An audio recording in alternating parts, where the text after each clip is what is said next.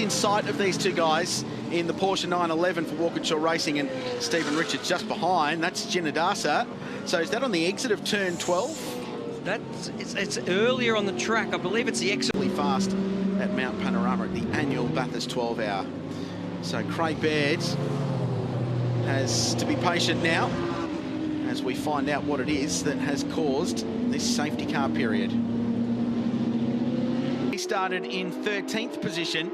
There's a big slide there for the Bob Jane car, so that was Michael Arman. In front was O'Keefe and turned around, so we didn't see where that contact came from. Let's have a look. This is the angle. It was James Moffat. So they were wheel to wheel coming out of turn 2. You're rolling the throttle on out of that right-hand corner, and that's where the contact occurred. And this...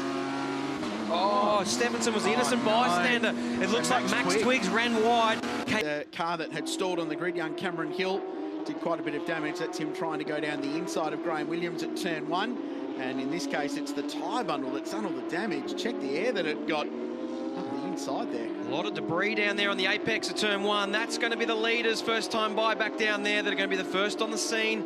Going to make sure you don't get too much of that debris because it can damage your tyres. So Ethan McBride with the rear brakes locked, and now down the inside, the teammates. That's James Moffat. Went up the inside of David Wall. These are teammates. So Moff there on the right of screen, looking up the inside of David Wall.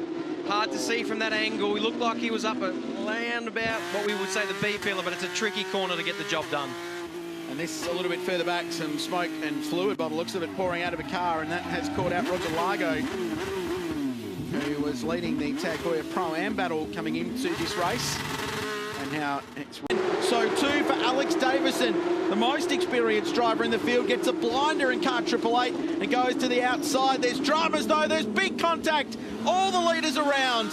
That was the 77 car of Michael Armand who went down the inside. Devon just on the right of screen now, so he's got right front locked. He was checked up a little bit by Jackson Evans and he's just got in there way too hot, and you got to feel for Dale Wood and Alex Davison. They did nothing wrong there. Unfortunately, Michael Armand just tagged the back of Dale and then got into the side of Alex Davison. Like Jackson Evans was so for the tyres. So watch the car directly in front, bright yellow Porsche. So Michael Armand didn't predict Jackson Evans to get on the brakes where he did. It just caught him off guard. It meant he had to veer out of the road to avoid hitting Jackson Evans, which then delayed him getting to the brakes. Then he had a brake locked up, and as you see, big contact to the back of Dale Wood, and Alex Davison also very innocent there. Such a shame for Dale Wood. He made the perfect start. He was damaged to the left front tyre. That's Max Twig down the inside of Greg Taylor, who is wide and is in the wall. And that's quite a big impact on the exit of turn 11 just before 12. So just dropped 2 wheels off on the grass on the outside and it fired the car off. It's a shame. To go out on the track initially are street sweepers, and that's what you find when you first shoot car. And Chaz ended up inside the top 10 in 8th position in that session. Craig Lowndes also had a reasonable session. This ended up slightly outside the top 10. It's very dusty out there on the racetrack at the moment, so there's really no surprise that we're seeing people at drive entry. He had a bit of a moment, so did James Courtney.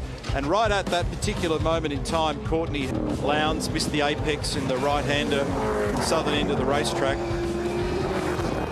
He went off. Car number 7, Andre Heim. Still very grubby on the edges of the fringes of the racetrack here at the moment, so once you do go off the racing line, there's going to be next to no chance to try and recover, and that's what they're all discovering. Whincup called this at the time and took note of the crash scooped up in the splitter. Scott Pye down there as well. There's wheel there. Chaz Mostert, another problem down at turn 3. This time Shane Van Gisbergen coming unglued down there. Another problem for turn 1, James Courtney. Now we've seen that a couple of times for him, but whatever they've changed on that front wing spoiler assembly, there's right front damage, big contact with LeBrock. In fact, a huge chance that she'll be penalised as a result of that one. Yeah.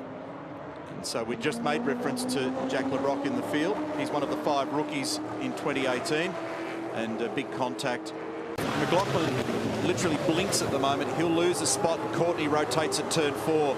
To come off the front upright, and Simona Di Silvestro, she has also transited through pit lane to replace a front left tyre from that incident between Simona and Todd Hazelwood. Anton's going to be in some trouble for that one. Sorry, Rihanna. We're just seeing a replay last year, getting caught up. There's Garth with Simona, with Todd, and just a little lazy bump. It wasn't actually very much contact, but wheel-to-wheel contact like that, and straight off goes Tander. See how slippery it is. Lowndes did a good job to out. It wasn't actually very severe. There's a little bit of body contact there with Simona and Todd, and then on the right-hand side, bang, and all of a sudden, Tander off the road. Oh, he's in the fence. So that's damage, I think you'll find now, won't it? That'll be damage. Down at turn 12, it will be super slippery there. It is major slippery, so much so that he's half rotated it. Does it stay off the wall? Oh, brilliantly held. Brilliantly held, and has just rotated to the inside. He's full left lock. He's grabbed the brake and then just blessed himself and looked. Here's the slide. Looking oh, at the that's Tander. Look, that's what I said. He's almost gone into the He's garage. almost gone into the garage. He's locked the wheels and just going to be able to do anything about the Botlow entry. They're rubbing mirrors on the run to one. And off through the road grass goes McLaughlin. This will be a change for the lead. Pye is now the leader in Melbourne. McLaughlin's lost 5 spots. This is the same thing that Whincup did in the previous race in the rain, but the much bigger ramification because he's gone off through the grass. There goes Pye. There goes Whincup. Turn 3. Di Pasquale lost a heap of time in all that. No, more trouble here at 3. And someone's rotated the wrong way. Handed down the inside, bang. Oh, sorry, James Golding. So that's James Golding, sorry.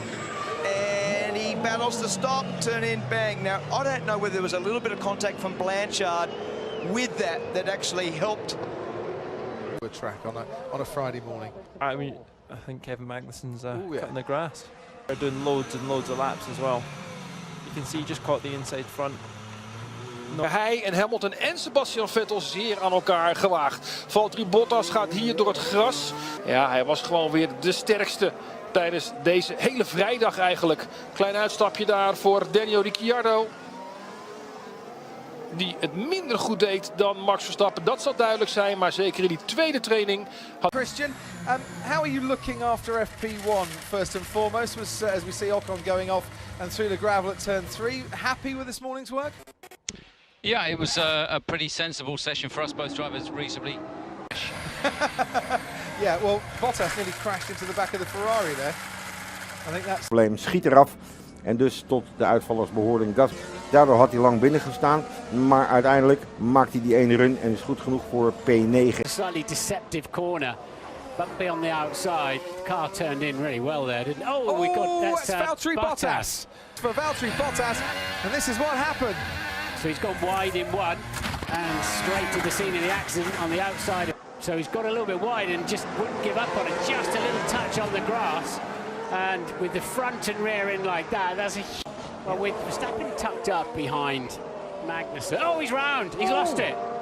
And Grosjean's got past and Ricciardo's got past, and here comes the Renault as well. He's gone in, hits the loud pedal, and he drops it on the way in. Those rear tyres were really crying enough. This also tells me that the front runners are going to be looking more at the soft, usually for these cars, on the way into the corner.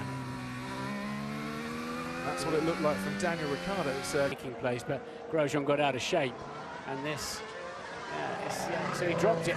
No, he's not. Meanwhile, what's happening to Carlos Sainz in his battle with Fernando Alonso? Well, Sainz is never going to win out that particular Spanish duel, and Alonso says thank you very much.